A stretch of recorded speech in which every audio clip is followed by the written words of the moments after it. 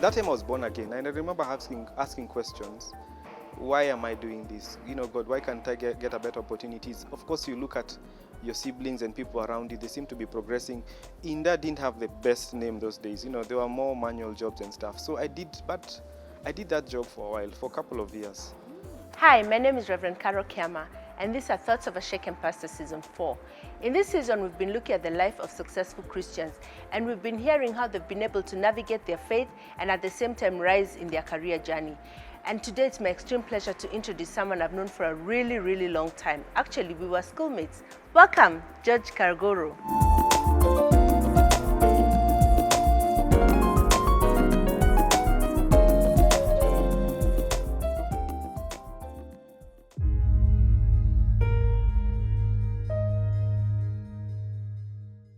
As you've been told, my name is Judge Kagoru. I have a husband, married to one wife, Nelly Kagoru. Together, we've been blessed with three kids, 2 girls and 1 boy. Yes. How old are they? How old are they? Wow. So Stephanie is 26. Yeah. Yeah, she's out there in Australia, so we thank God for her. Yes. And second, then we have Amy Wanja, who's also just went to Canada to further her studies. And then last, we have a boy called Jonathan, who's 15. And he's just about to finish his high school also. Yeah. So you're about to be left alone? Yes, we are in that season. We are about to experience, what do they call it? Emptiness. Empty nest. We're already feeling it, yeah. Gosh. Yeah, but we thank God for seasons, yes, that we are going through, yeah. So George, I knew you as a Catholic, very committed. Yes. How did you become a born-again Christian? But wow, that's an amazing story there. And I think, basically, I grew up in the Catholic faith, went even to seminary, and even went to, been there for quite a number of years. In fact, myself and my wife have a laugh at it right now because, I was meant to be a pastor. We'd never have met. You were meant to be a I was priest. meant to be a priest. This is now the born-again thing. I was meant to be a priest, or at least that's what my folks were hoping for. And we laugh about it with my wife because had I pursued that, then we would never have met. But anyway, God is amazing. But anyway, what happened is one day, and this I really thank God for a friend of mine called Fred Muli. Fred Muli and I were actually in the Catholic Church serving together. But one day I didn't know. He just called me and invited me. He told me, "Oh George, by the way, there's this particular place we need to go." And because we were very good friends, I just joined him one of the evenings. And maybe just to mention to you, my parents were very strict. So even for me to risk going with him, because it was an evening meeting, so even for me to leave home and to just join him blindly without knowing where I was going, was actually, I don't know, maybe a blessing, a big risk. So I joined him, and in the evening we actually went. And little did I know, I found myself in what I know now as Sitam Valley Road, which then was called Nairobi Pentecostal Church, NPC.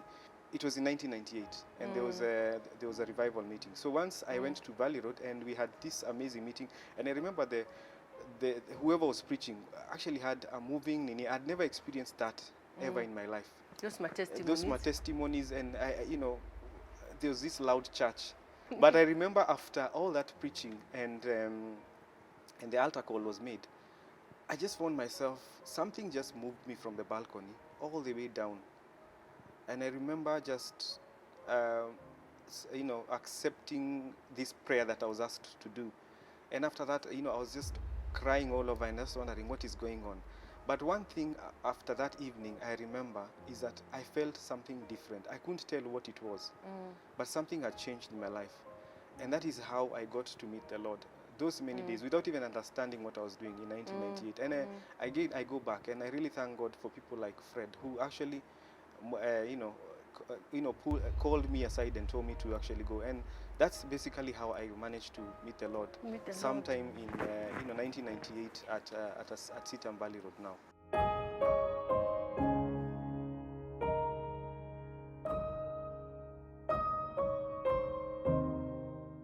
So you become a Christian. Yes. So how did you then? How was that with your parents? I know they're very committed. Oh my. And yeah. As you said, it was tough. It was tough.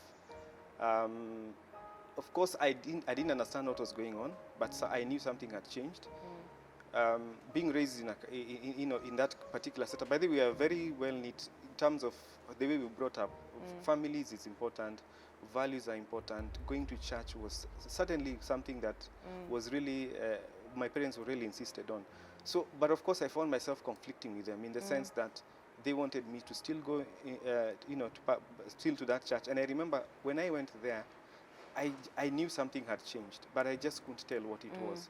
So of course that brought up a lot of rift, because now I started again going into a different church, and that of course had its own big challenges, and even led me to, actually that's one of the reasons why it led me to leave home quite early, because I left home when I was quite young actually.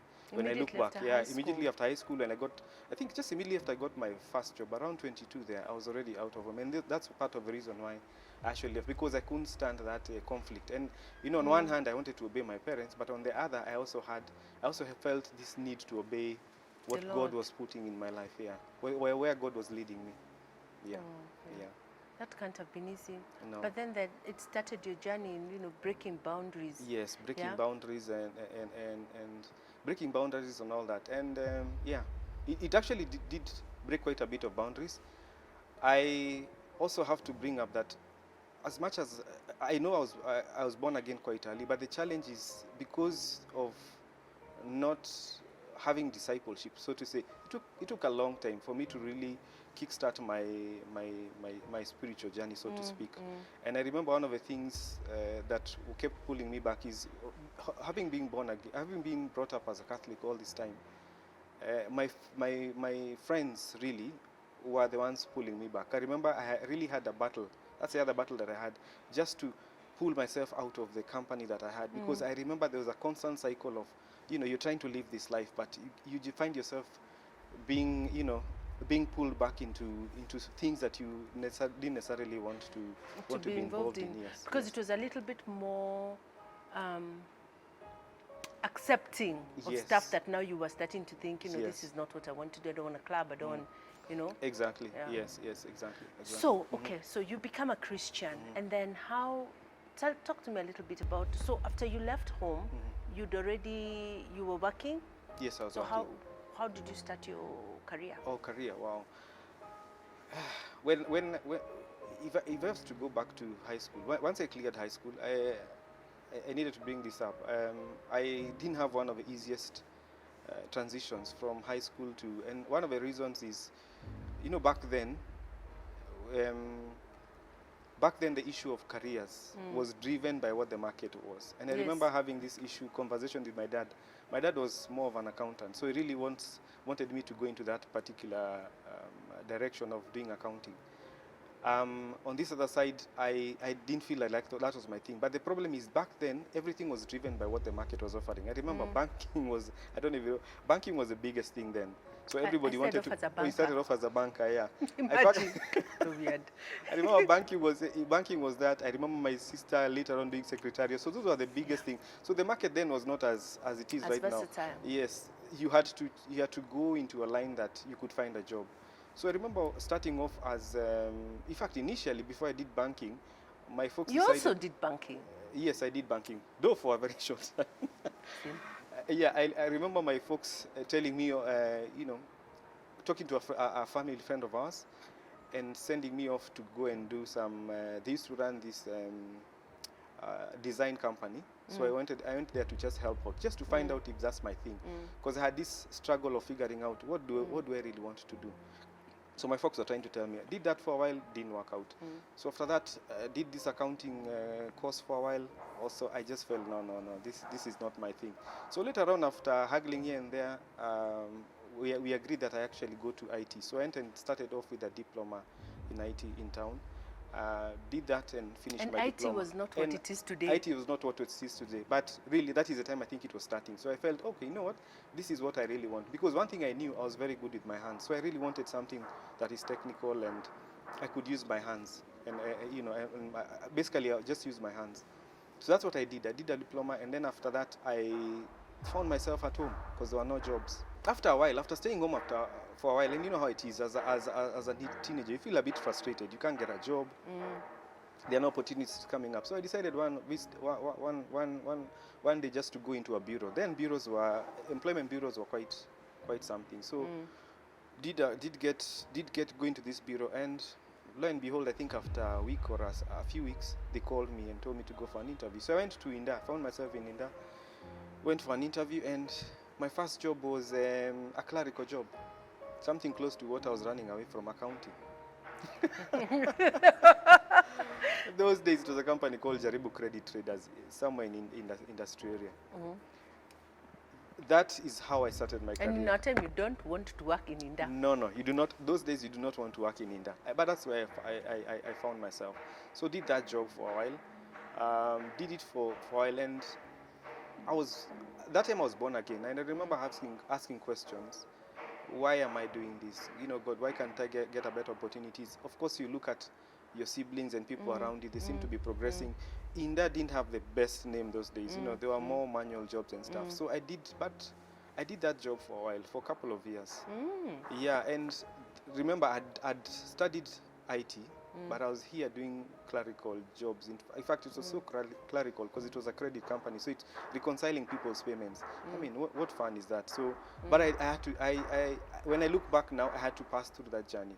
So did it for a couple of years, finished.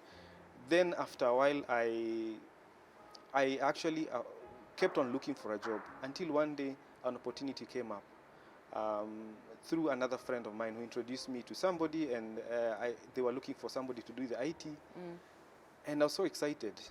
But mark you, remember I studied IT, I've done this clerical job for like 2 or a couple of years, but now I have this chance to work in IT, but I've not practiced anything, and yet I'm applying as an IT assistant.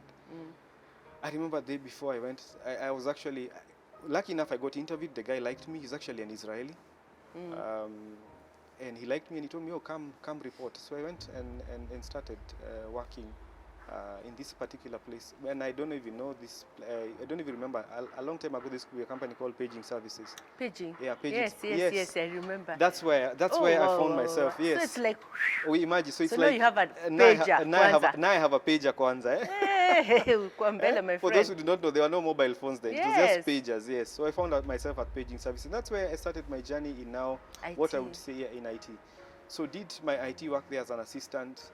I worked like crazy because I didn't have any previous experience. There was all this expectation. I remember the first few months were rough because I had laid out this expectation and I had to live by what I'd said. But thank God, I mean, I was sharp and quick enough to understand and do what I could do. So anyway, grew up in Paging Services from, that's quite I did from 1994 to the year actually 2000.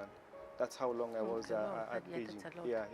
So and rose again from being an assistant all the way to be the IT manager. So by the time I was leaving Paging Services, was actually in 2000. I was actually the IT manager.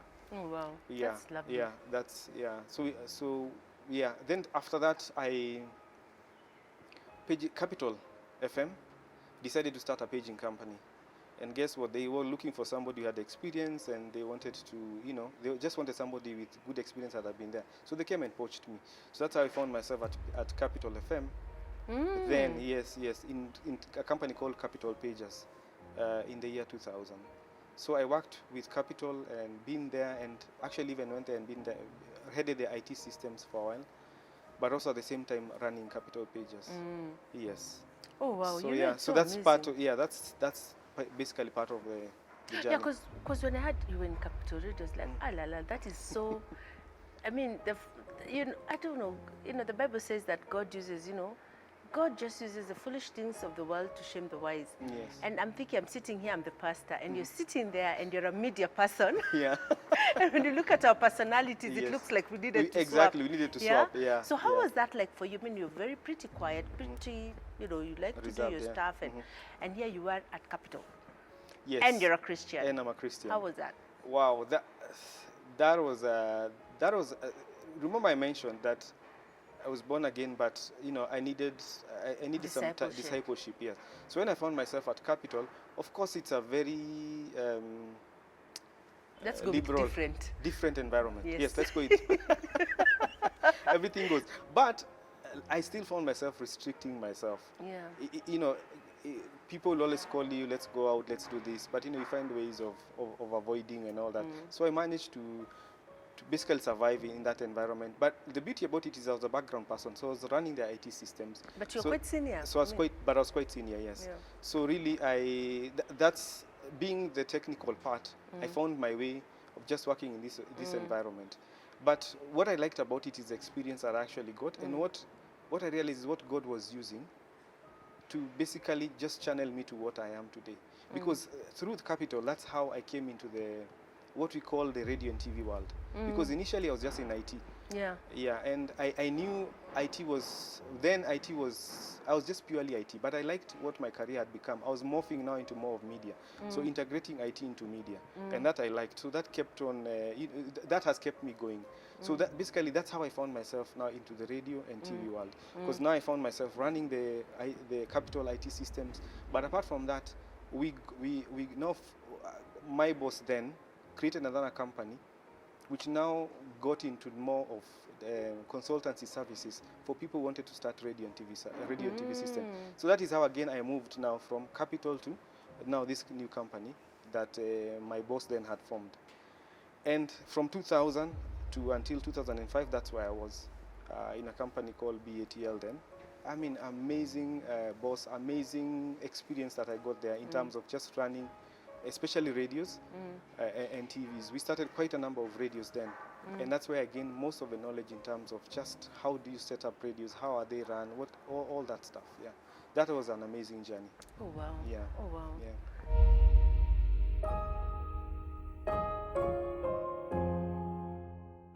Even by the time I was getting to start Lulu, in 2005, when we actually found ourselves with no job. That's another thing that I see God just helped me in transition.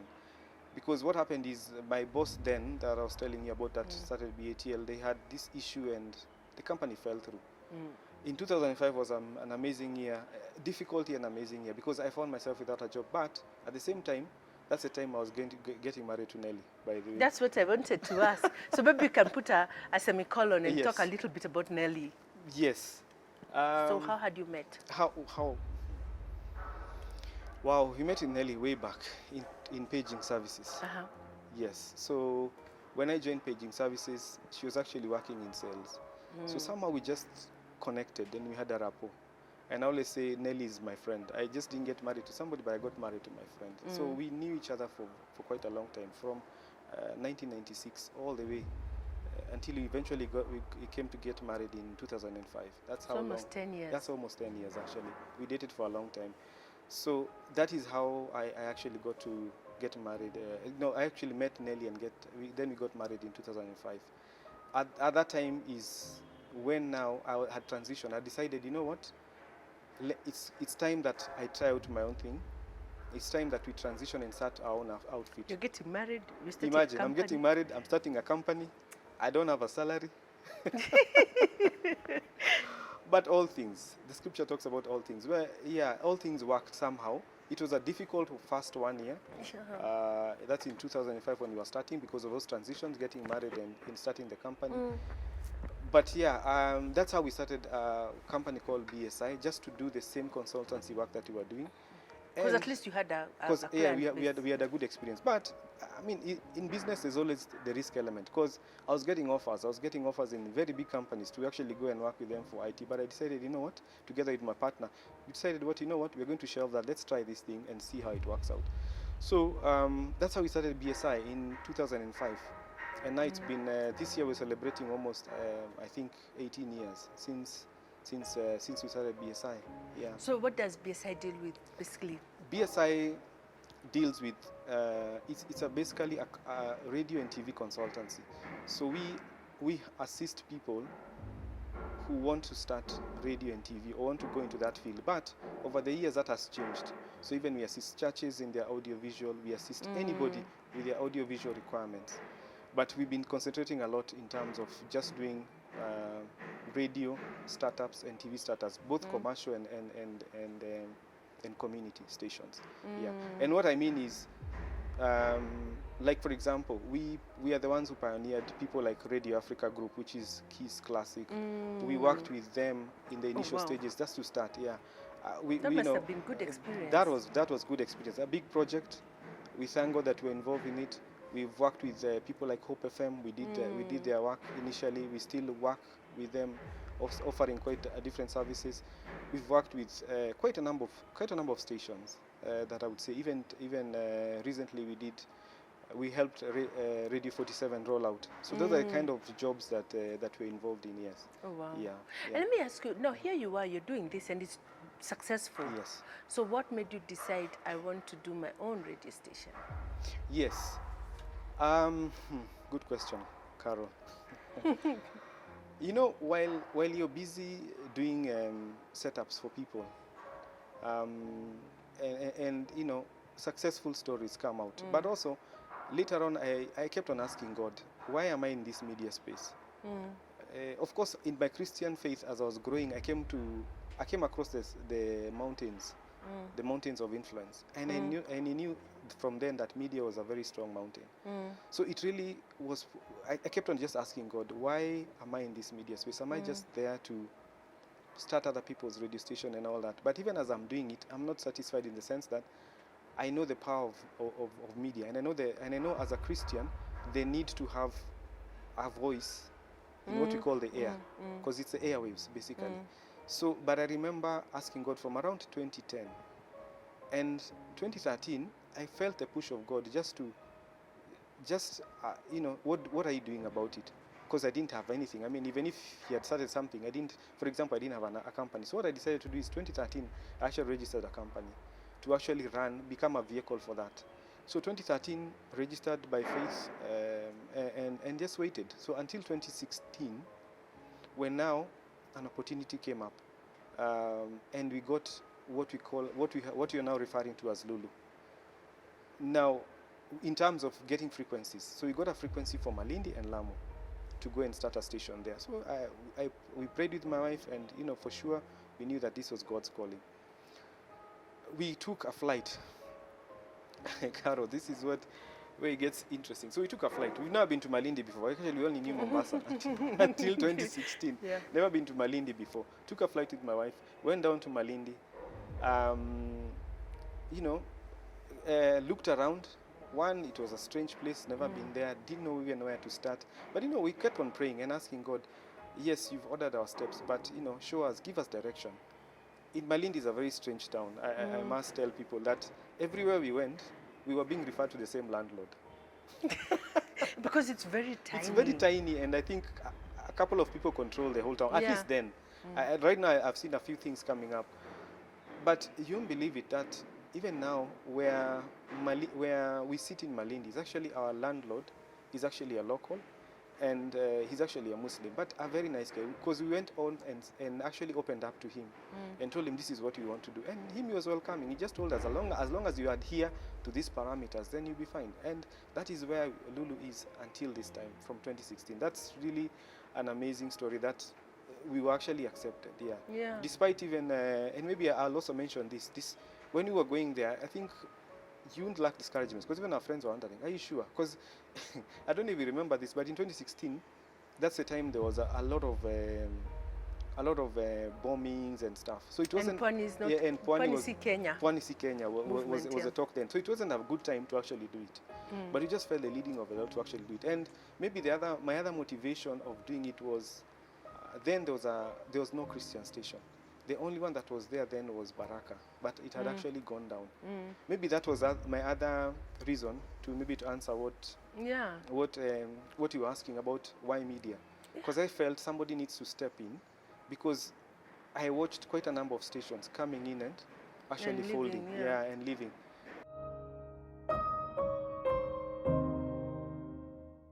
And of course, maybe with time I knew the challenges that were there in terms of running media, in terms of sustainability and all that stuff.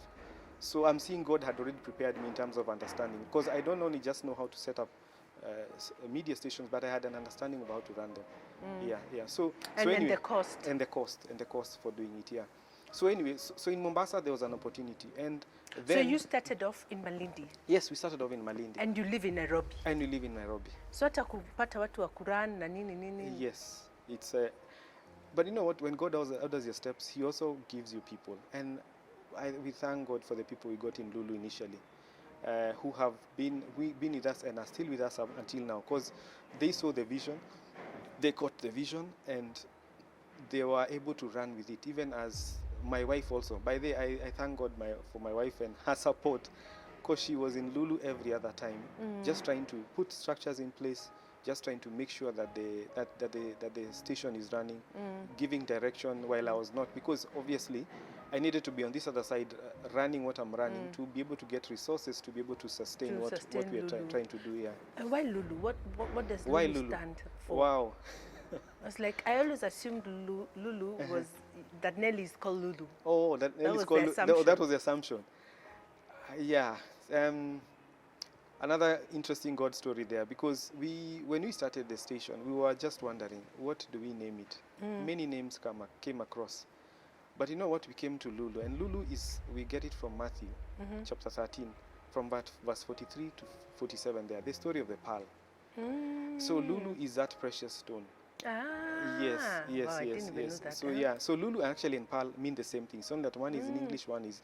But the idea behind the idea behind the name is that Christians will find that something precious, or even people who are searching for the Lord will find something precious in what we are doing in terms of broadcasting, as even as they listen to the station. But they'll also be able to encounter God in our music, but also in our conversations. So that is the whole idea about Lulu. And the name behind it. So it's that precious pearl that we all find when we find Christ. Lulu. I didn't even know Lulu means pearl. Oh wow. Okay. So that is the reason. So you begin Lulu. Yes, we begin in Malindi. Lulu. Yes. It picks up, and then you decide Mombasa.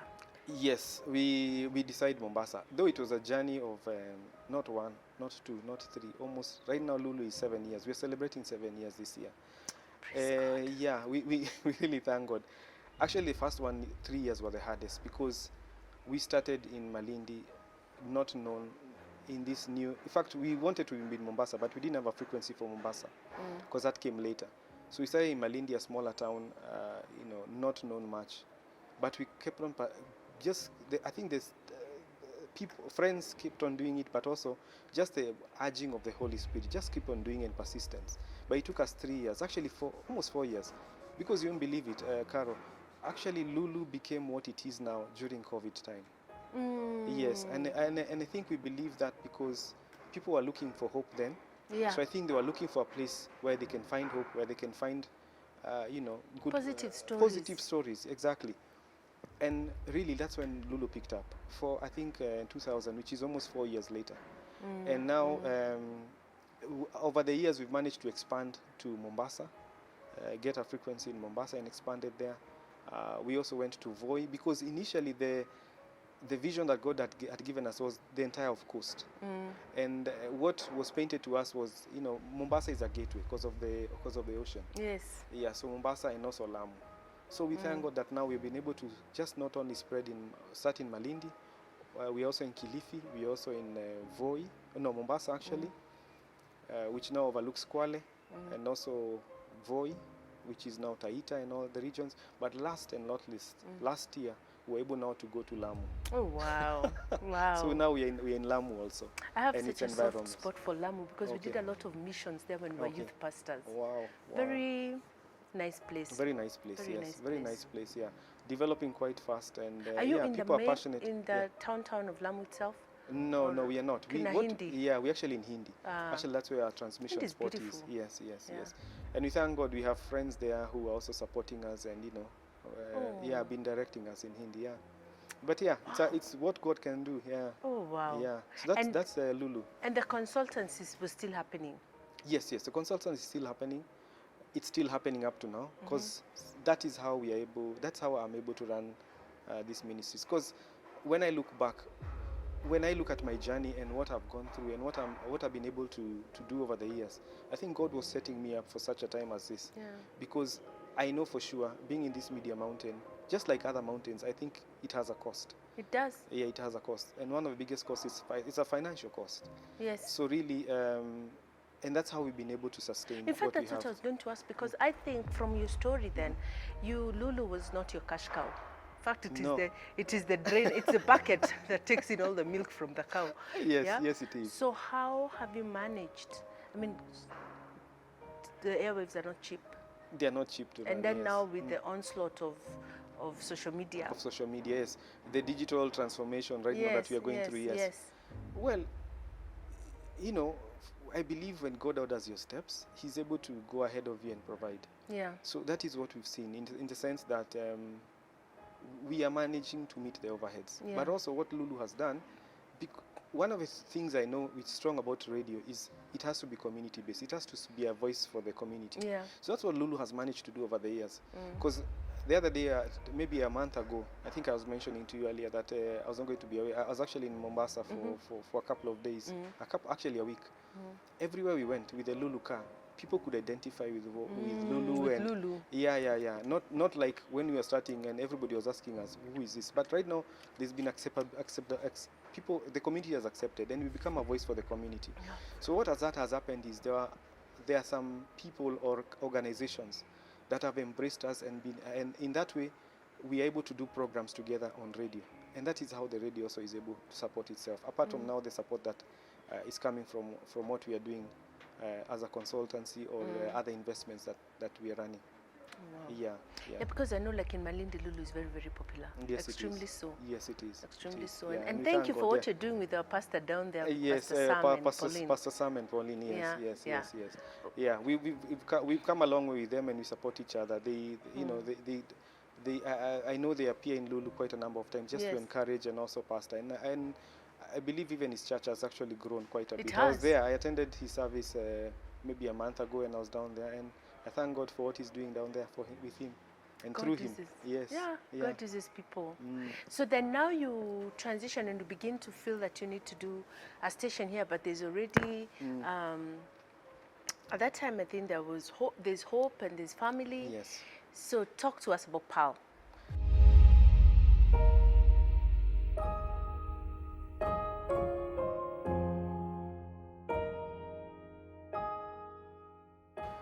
Yes.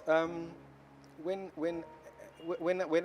I was battling with God, I think I mentioned to you in around 2012, 2013, the idea that God gave to me, or the vision that God gave to me, is I knew the strength of radios is in communities, is regional basically, and that's the dream that I still have. So I knew, for example, that you need to go to Mombasa and speak their language, speak to their culture, and that's how you'll connect with them. And that's what I still feel up to now. That's what radio should be. You can try and do a national stations, but it's not as effective as a regional station. The problem with the regional model is that it's expensive, because it means you have got to set up in the different regions. So for example, if I go to Western, I've got to do a station there. If I go to Nyanza, if I go to Coast, like that. So the same thing with Nairobi. Actually, Nairobi, we were thinking initially of expanding Lulu. I feel also the power of radio is also in segmentation, because you can't capture everybody. And I felt that, or rather we felt then with my wife that we need a more youthful station. We need a more urban Christian station. We need something different to offer into the Nairobi market, or actually Nairobi and its environs. So that's how PAL actually came up. And it's just, as I mentioned, PAL and Lulu mean the same thing, so it was easy for us to just do that, So we started PAL in 3 years ago now, 2016. Yeah, and we thank God that we're still doing going pretty well. Yeah. No, actually, sorry, it's not 2016. 2016 was Lulu. PAL started at the height of COVID in 2020. Yes, in July 2020. Yeah. And for us at PAL and even at Lulu, we're just about 3 E's: evangelism, empowerment, which is really empowerment is a big pillar. It's really about discipleship. It's about the content, social justice. It's about just advocacy also. It's about many things, because we believe that a Christian is a 360. It's not just the spiritual. There are many other dimensions to it. So that's empowerment, and then lastly, entertainment. So the music we play, the content that we hear in terms of music is what draws people to to our station. And you know, I think one of the things that COVID actually did is people now wanted to hear truth. People were tired of fluff. Yes. And people were tired of, you know, messages that didn't seem to have much content. Yeah.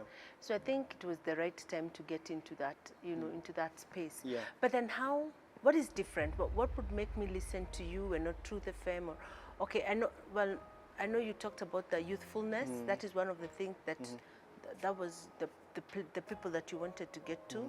Yeah. What else? What I think for us, what else is, and this has been something we've been pushing for long, authentic conversations. Yes. Yes, because I feel that is what is missing, especially in the church circles. Yes. Yes, sometimes we have been blamed to be, or we've been labeled to be so heavenly minded and no earthly value, and we don't live authentic life. So what we're trying to, the biggest, I think, differentiator is authentic conversations. We want to talk about what a normal Christian is going through, but also just in the world, what is going on. Are people, like now, people are struggling with, you know, high cost of living. Yeah. Yeah, but also other social ills are there. When you look in church, are people struggling with the same things people are struggling? I mean, the issue of alcohol, are people in church taking alcohol? Is it right? Is it wrong? So those kind of conversation. The issue of the youth, what are they going through? Drugs, I know, is a big thing. Let's not shy away. I mean, people in church are equally involved in, you know, drug abuse as people in the world. So because we are at a time where in the world has moved into church, so to speak, not And so now the church needs to go back into the world. The church needs to go back in the world, but we also need to have these conversations. You know, the issues of what everybody's going through every day. You know, as couples, Christians, are you fighting in the house? Do you want to have those conversations? The same way in the world, people are doing that. But I think the church for a long time has shied away from those kind of conversations. And so that is what we are hoping that that Pearl and Lulu is actually able to do. And I pray that it will be positive, because some of the, you know, we will have those kind of conversations with some of the secular radio stations, but then they're not stories of hope. Yes. And you know, even with this, with what we're doing today, is one of the things that I'm very passionate about. I'm so excited to hear that, and I pray that, you know, God will give us opportunities to be able to, you know, to get the voice of the church heard, and to make people know that the church remains relevant, that the church actually deals with contemporary issues. And deals with them well, that Jesus is still the answer. You know, Jesus didn't stop to be the answer 2,000 years ago. So I think that the trick is, how do you share stories of hope? You know, how do you, people don't want to know, they look at George and they're like, George is successful. You know, George is doing well for himself. Probably he fell with a silver spoon. You know, now I know you. I knew how you grew up. I knew when you were just George Jenga from Primo. And here you are today. So what would you tell somebody looking at you? What would you tell them? What has held you? You know, what are some of the hard knocks that you've had to face? When you look back, like, this was the biggest challenge for me in terms of my faith, and in terms of, you know, staying true to faith, but also still scaling up. Yeah. When I go back, I think where I started, in that job in industry area, and always when I tell people that story, is I know that was a stepping stone. If I had not taken that step, despite the discouragements I had, you know, and earning a menial salary, so to speak, because it wasn't much, really. And I remember those days while I was working, making that trip. Actually, I remember a time that many times I had to walk to Inda through the, you know, I think it's the Polytechnic. I think now it's called the Technical University. There used to be like a bridge there that you cross and then go and walk to Inda. To save 10 bob, basically. That's what we were saving then.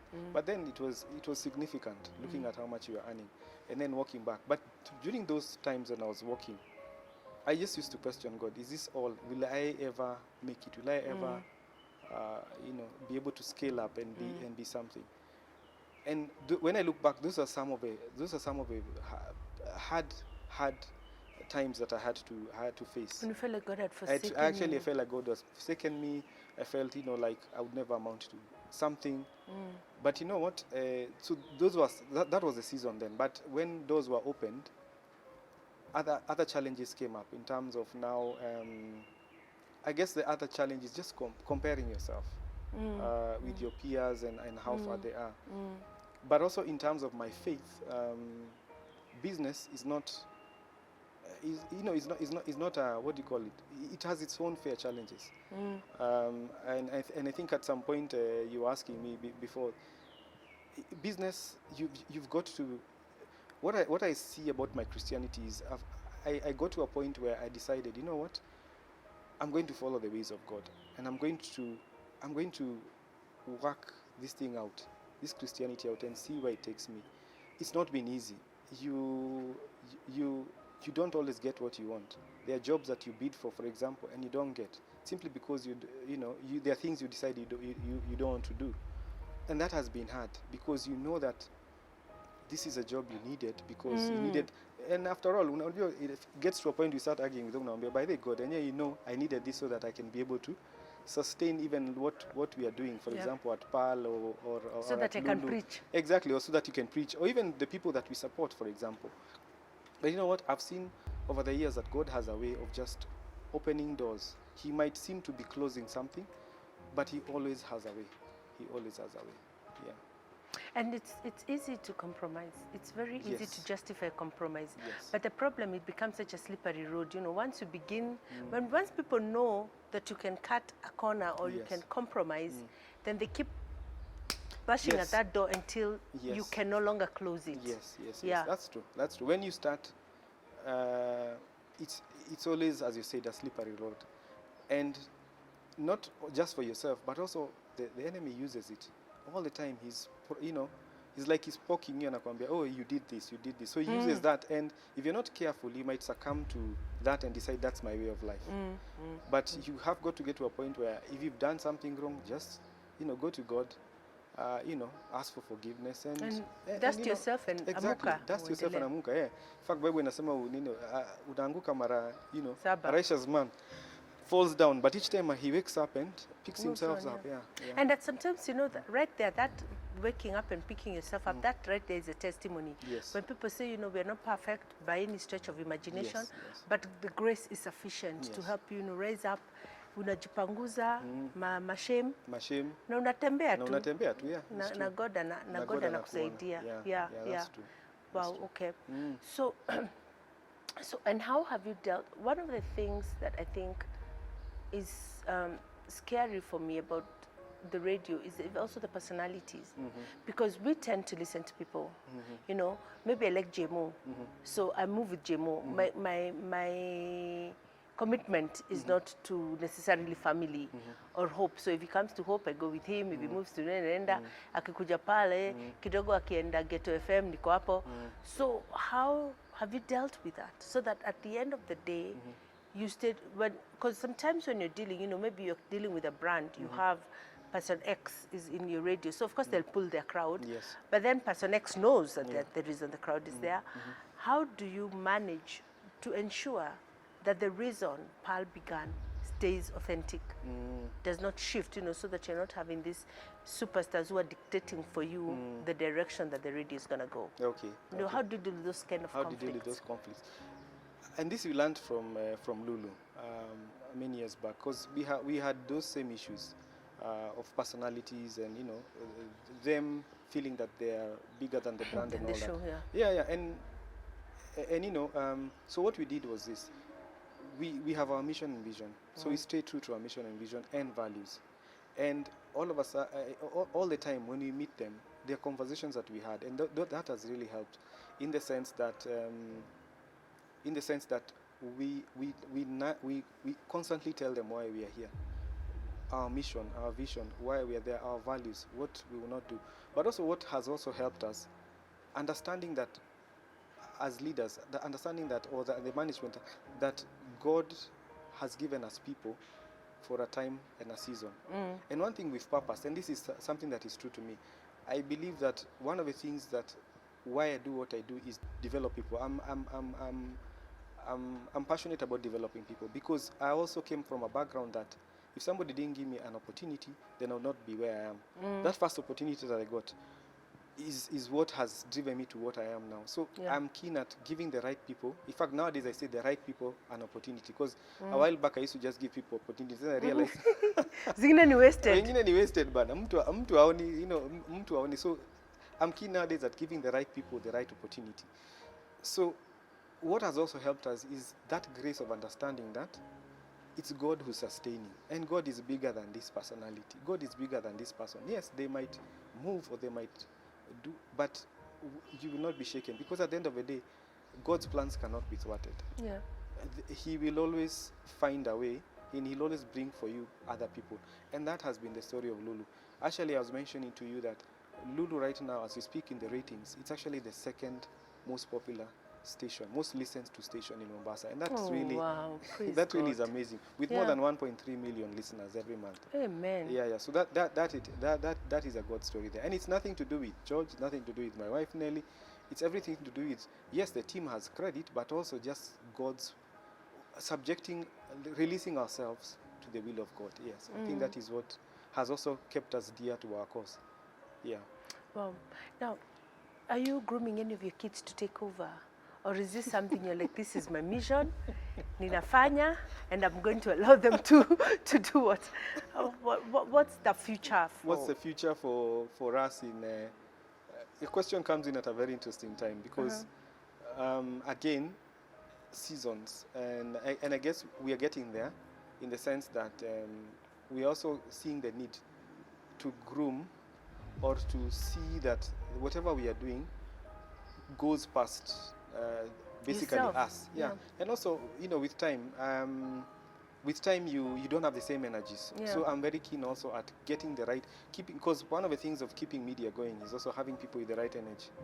Yeah. So what we are doing is, of course, we've looked at our kids and all that, and also as a parent, the abilities of your children. Yes. Yes. And their passions. And their passion. So there are those ones who, yes. So to answer your question, we are keen at looking at who is able to basically see to Who's the next been level, called to this same or who's been space. called to this same space. But also we've come to the place where we're saying, if none of our people are, we are open to the idea of other people can be able to come in and actually transition into the next space. Yeah, to the next level. Yes. Yeah. Wow. Yeah, because sometimes you feel like you'll be there forever, and there's ownership. Yes. And then you realize that we came empty, and most of these things that we have really are not ours. No, they are not. The stories, we are not at the center of this story. This is about the Lord. Yeah. And then we hold these things loosely. And I think it's easier said than done. But also I think we also get into that age where it's becoming more about legacy. What do I want to leave behind? Yes. What do I want to be remembered for? Yes. And what do you want to be remembered for, George? Oh, wow. It's still working in progress, but I think one of the things that I said I want to be remembered for was, I'm passionate about, I think what God has put in me is the ability He gives me visions or ideas, and just the ability to see them come through. One being Lulu, one being Pearl, but also the other things that I do, investments that I've been able to do it. That is where my strength is. So one of it, but also while I'm doing it, I realized part of the reason why we also did Lulu is to provide opportunities, because there are many people out there looking for jobs. People are called actually into that ministry, because people just think some of these presenters are just presenters. People think wanalipwa kupiga kelele. No, but actually some of those people are called. That is their calling. That's their calling. Yeah. So if you don't provide that environment, or we don't provide that opportunity for them, then they cannot put what God has put in them into use. So one of the legacies that I want to be remembered for is that, just creating opportunities for people, creating jobs, so to speak. Because people are complaining about Kenya, there are no jobs. But sometimes we say, oh, government. But me, I think the private sector and people who are passionate about creating opportunities for others are the ones who are called to do it. Because not everybody can do it. Not everybody can open an outfit and see it through in terms of every month and make sure that it survives. Yeah. So that is one. Yeah, that is one of the places that I feel I want to leave a legacy, or create as much opportunity for people as God would allow me. Yeah. Okay. And looking back to that young George walking up that bridge, I know that bridge into South Bay, into Inda, feeling so broken and wondering, is this all, I went to school, I did all the right things, I served the Lord, and here I am. And now looking to what the Lord has done, what would you tell that young George? To tell that the young George, wow. Not to give up. I think not to give up. Not to give up. And if you look at the Bible, there are many stories, and whoever God called, they never really showed him they never showed you the entire script. So that's how God has orchestrated things, that He will call in. It's up to you to walk in obedience.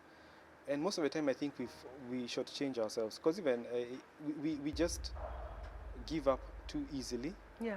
We end up either compromising or end up taking what we call, I think people have referred it to the permissive will. So you end up, chattering a path that maybe God really didn't want you. Had you been persistent enough, maybe you'd have. So my one message is, do not give up. God, if God is the one who called you, then He'll see whatever is put to you and see it to completion. He has a plan. Yeah, He has a plan. And basically, in fact, that's it. He has a plan for you. He has a plan for each and every person. Yeah, and the plan is to do you good, not harm. Yeah. Yeah. When I look down at my own life and all the things I want to do, I studied journalism. I didn't practice as a journalist. Yeah. I said, if we could we can use this as journalists very loosely. Yeah. And seeing what the Lord has done, it's so amazing. Just like you've said, God actually does have a plan. If you're just patient, if you just, grit, you just hang in there, God will work it out. Yes. God will work it out. Yeah. So do you have, what has been like your guiding verse in this season of your life? A season of my life. There's always one verse that stands out for me, and it has helped me over the years, and that's Matthew 6:33. Seek ye first the kingdom of God, and everything else shall be added. That has been true, and I must say I always try, because I've realized, as the verse is saying, once you seek God, He opens doors for all these other things. He will direct you. He'll make sure that you don't waste your energies, all over the place. Because that's another challenge that I have in entrepreneurship. I have, as much as you see me here like this, sometimes I just go wild in ideas. So you find yourself wanting to do this and this and this and this. But what I've realized, it helps me, sort of like charter me into what I'm supposed to be doing. But also it keeps me grounded. But I've also seen that everything else that I desire, everything else, because I will not pray amiss. Because at the end of the day, I have sought Him in the first place. Yeah. So that to me has been my guiding verse over the years. Seek ye first the kingdom. Yeah. And I think it's true, because I'm just thinking of you sitting down in Harambee in your class. I don't know where I got stuck at class 5. And just, so committed doing your stuff and being very focused. Like I said, very spiritual, very committed to your faith, very... You know how you I was very loud, you know that. Yes. But you were very quiet but very firm. Yeah. And so being able to consistently be in that place where you want to please the Lord, and it's amazing you said, you wanted to be a priest, you didn't become a priest. But I think, loosely speaking, you did become, because you are here giving people an opportunity for the gospel to be heard through the airwaves, for them to get meaning for their life, to speak to younger people as they're coming up, to pave a way. God allowed you to pave a way in this space, and to speak into how, not just what is going to happen to Pearl, but even as other people are raising up their stations. And I pray that the Lord will continue to, to morph you and to still use you in this space that He's called you to. So what song? You've told us about your verse. So what song do you like? What song do you feel resonates with you? Resonates with me. Wow, it's one song by Paul Wilbur. Wilbur? Yeah, Paul Wilbur. So, Spirit of the Sovereign Lord. Spirit of the Sovereign Lord, come and make your presence known. Reveal the glory of the reason of the that's living God. Yeah, of the living God. Oh my. That song ministers to me. It drives me actually to tears each time it's played. Yeah. So it's an amazing song. Because I believe that at the end of the day, everybody needs longing for that connection. Even the people who do not know the Lord, that is the connection they're longing for. And it only happens when you meet the Lord and He deposits His Spirit in you. His Spirit in us. And He's the one who leads us every day. Yeah. I know there could be someone who's discouraged, who's that young man walking down that road, feeling forgotten, or like you're saying, who's been listening to all these voices and is not really able to know what is the voice of the Lord. What would you want to tell them? What's your parting shot? Okay. You can speak to them. Oh, you can speak to them. I would just say that, as we're talking, God has a plan. You might not see it, but that plan starts with a relationship with Him. you've got to surrender. You've got to just get to a point where you're saying, you know what, God, allow me to be the driver in my life.